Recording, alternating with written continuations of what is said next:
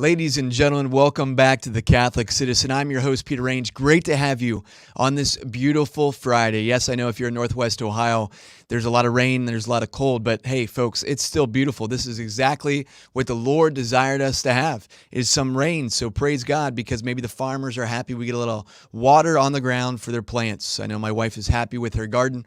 Nonetheless, on today's show, you're not going to want to miss it. We're going to talk about some national treasures that we have that are living and active in our country right now. We have to talk about the virus. That's right, COVID-19. And then finally, going to talk about divine providence. It's going to be a fantastic show. You're not going to want to miss it. I'm a little concerned this sweater makes me a little fatter than I am, but just come back for the show. We'll see you in a second.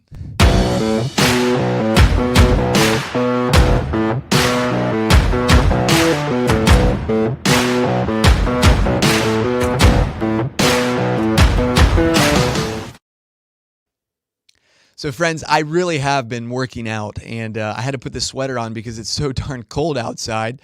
So please, underneath is a sharp, lean physique, despite the plumpness that this red sweater gives me on camera. No, I don't really care that much about how I look, but as clearly you can tell. Folks, today we're going to be talking about some great things, but we can't make this show happen without your support. So please go to awakencatholic.org/donate today. Please help us out. We need every cent and dollar that you have in your bank account right now.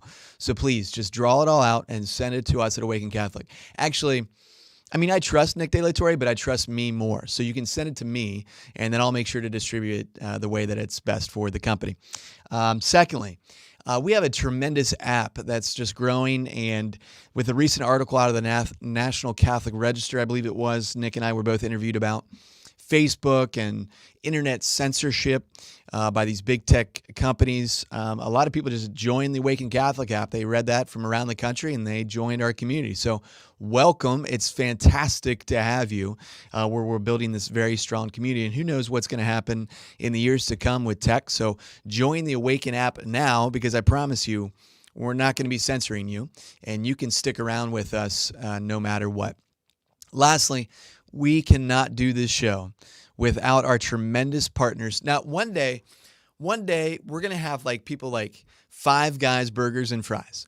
We're going to have Chick-fil-A. We're going to have the Walmarts of the world. We're going to have these major companies sponsoring this show because already it's absolutely fantastic.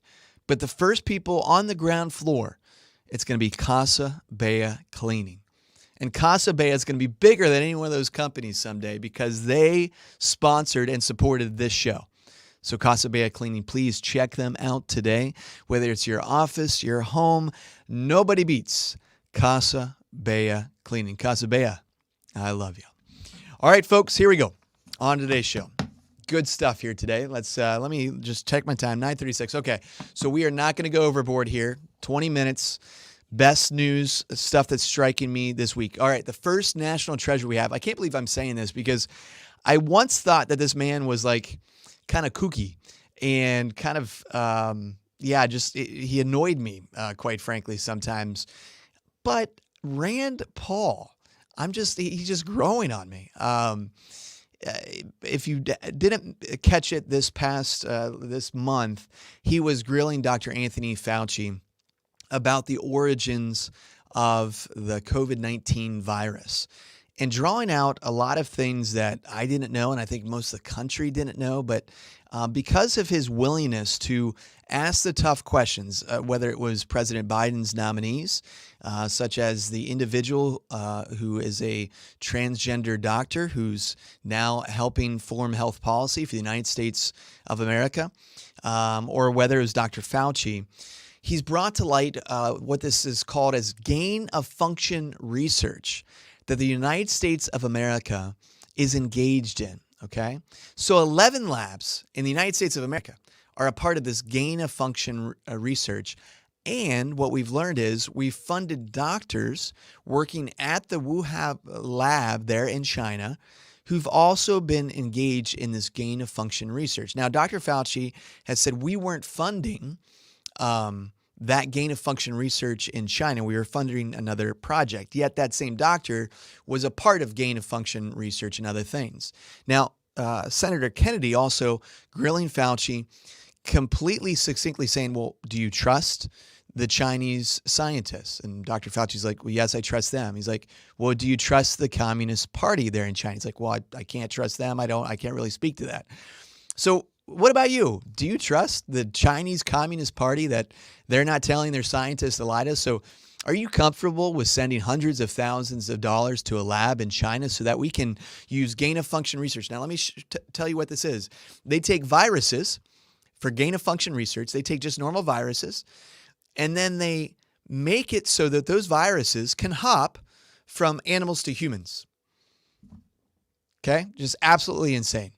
Now, so Brenna knows, okay, great. I'm back on. And just for a second there, it went out and, oh, the table's in a bad place. You can see too much of the table. I got to move this. What were we doing this morning? That was my fault. Anyway, all right, back here.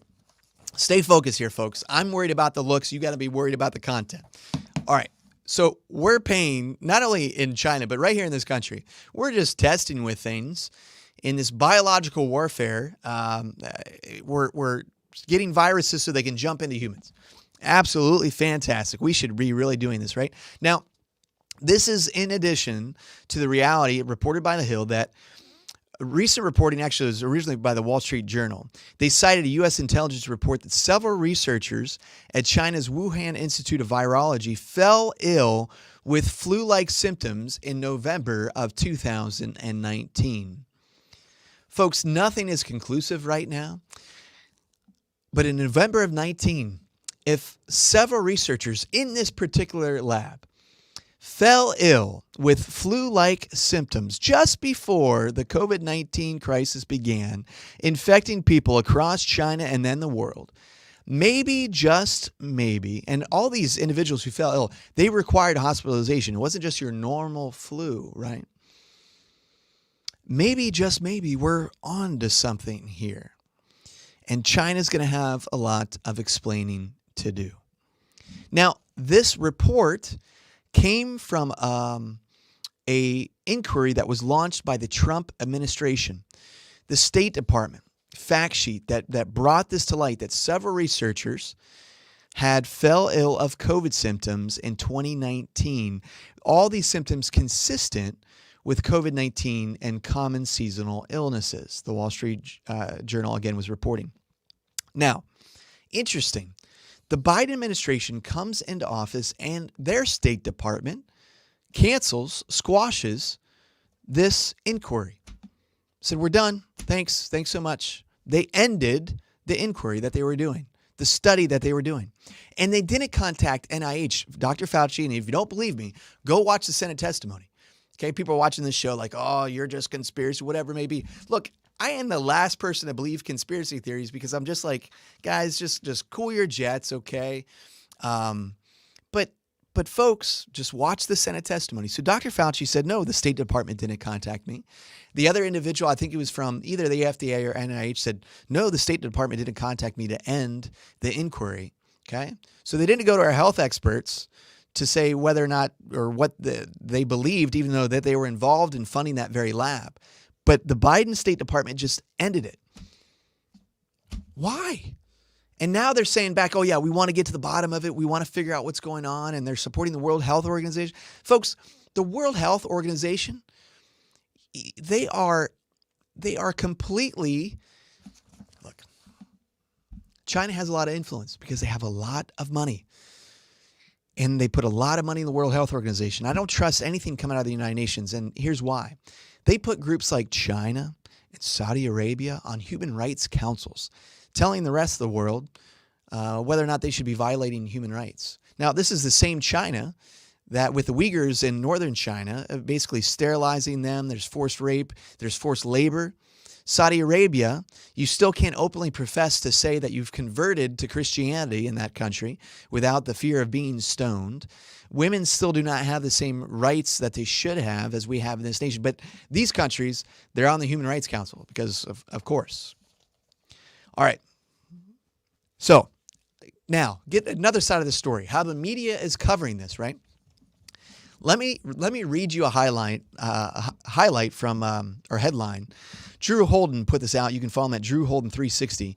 But he took snapshots of New York Times in May of 2020, how they were covering this story, whether or not this virus came from a lab or whether it came from a wet market, as we are told.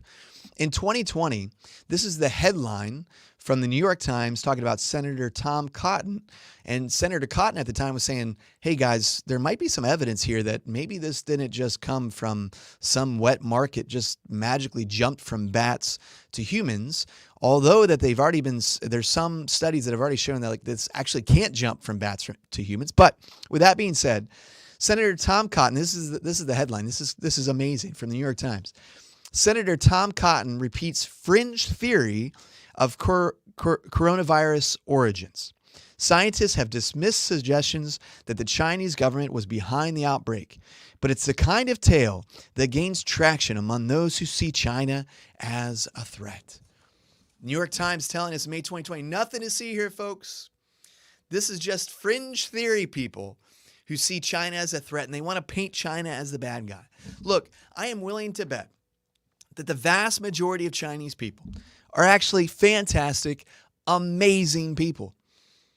That the millions and billions of people who are in China, fantastic, amazing people, just good people looking to earn a living, looking to get by.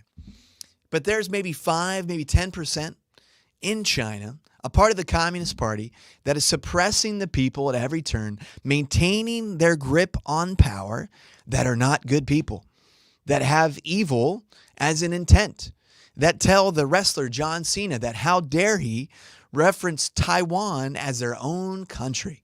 And so they pressure him to say, no, sorry, shouldn't have done that because of the one China policy.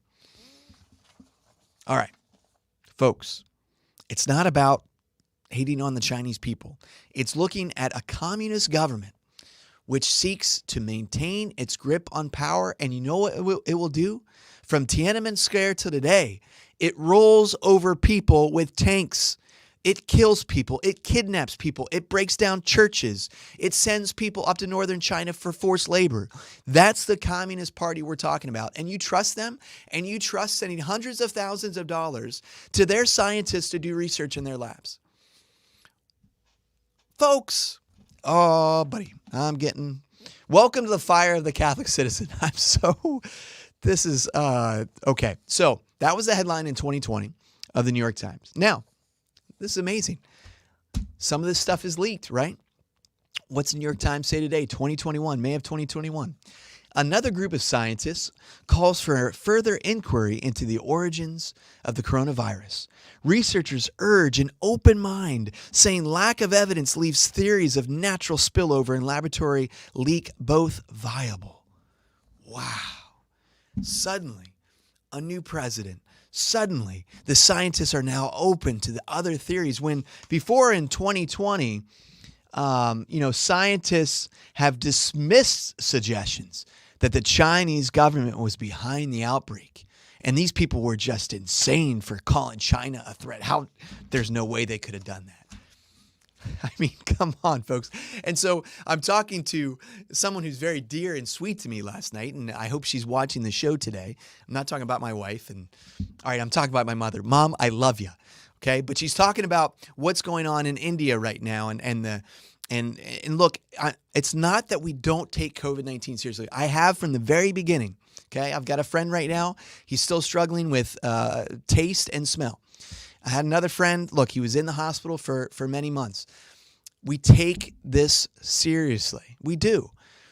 But the way that the media has used this and politicized this, and our own government politicized this for their gain and for their control, should alarm us all more than the actual virus itself.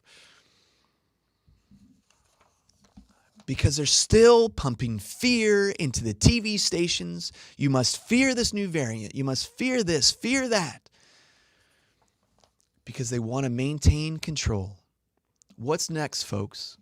What's going to happen when there's another gain of function possible virus that's released on mankind, maybe with a little bit higher of death rate? What are they going to try to do to maintain control?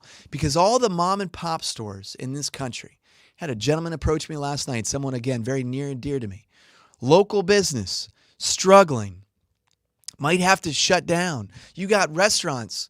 They have to shut down, or they can only have a certain amount of individuals in their restaurant right now because they can't hire enough cooks or waitresses because they're getting so much money from the government just to stay home and not work.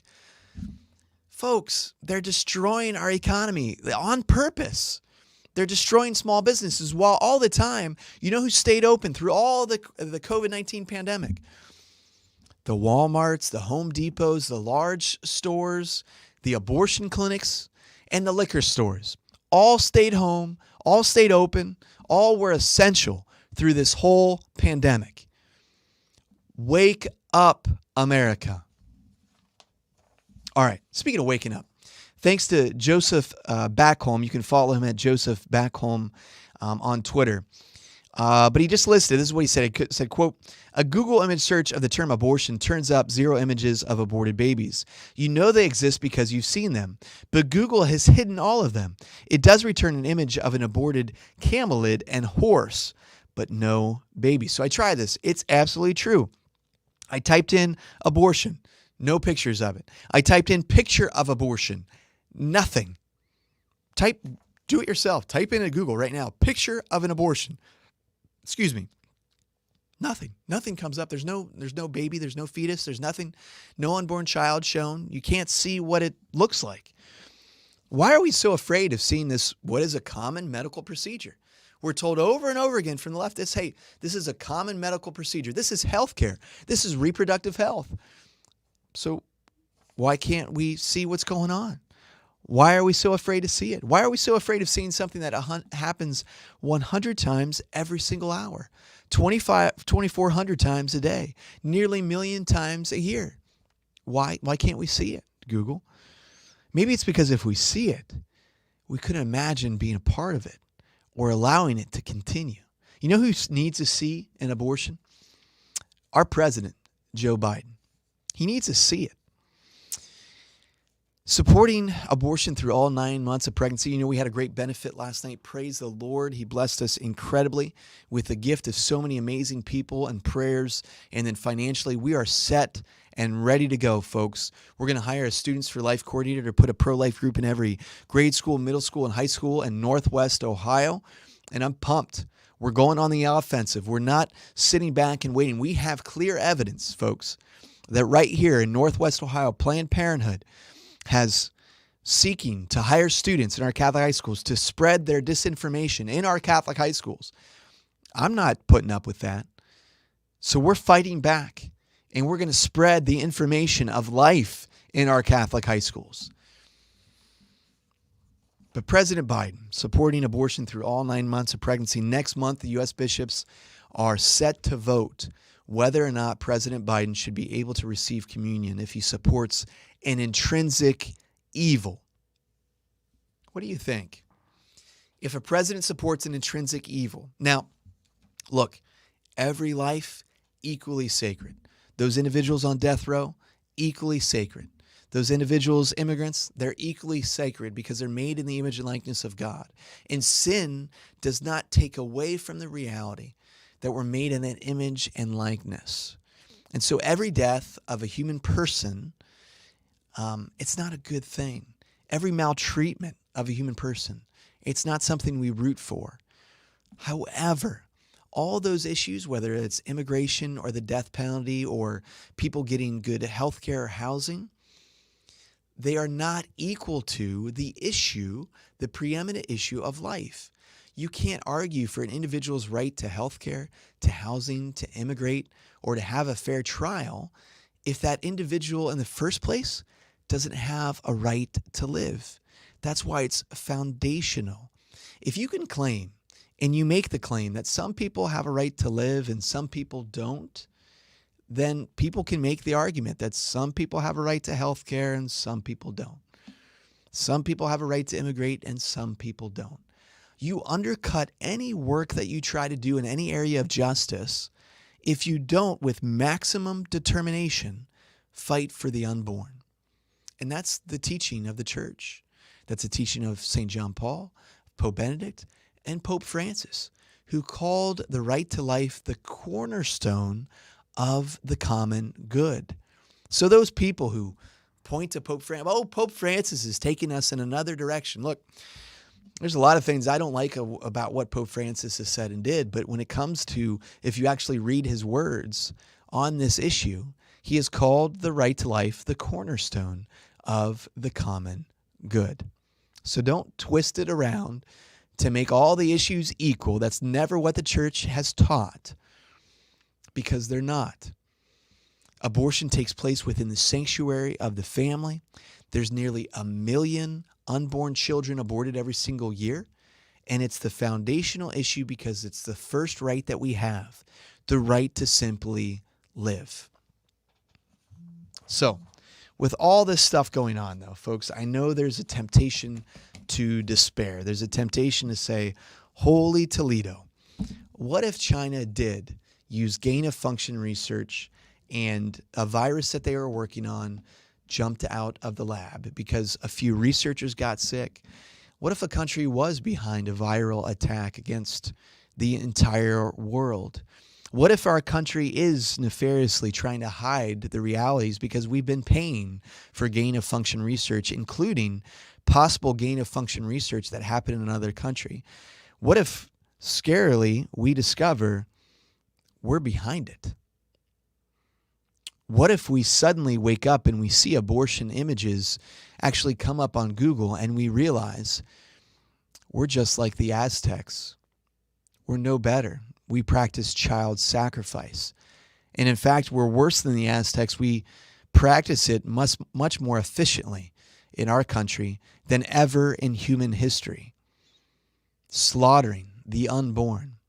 What if we wake up and realize we're living in times that are unprecedented, and we've been sitting, walking along comfortably on our couches, just worried about how much money is in our bank. When do we take our next vacation? Just going to care about my family, and that's it. Folks, there's nothing wrong with taking care of your family. That's what we're first called to do. But we've been sent here with a mission. It goes beyond just our everyday subsistence living. We've been called through the authority of the gospel, with Christ behind me, Christ before me, Christ to my right, Christ to my left, Christ within me, to share the gospel and the loving knowledge of Jesus Christ, that he has come to save us.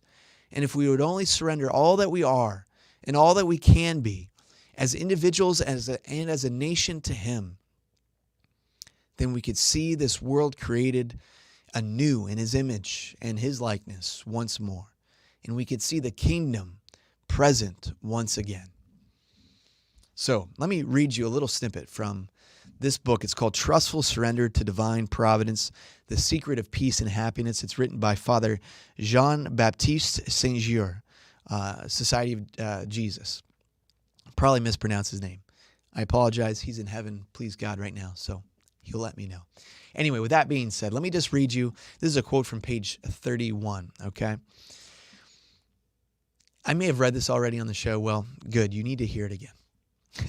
Since, quote, since it is the most perfect act of charity and the most pleasing and acceptable sacrifice that is given to man to offer to God, there can be no doubt that whoever practices entire submission to his will lays up inestimable treasures at every moment and amasses more riches in a few days than others are able to acquire in many years with great labor.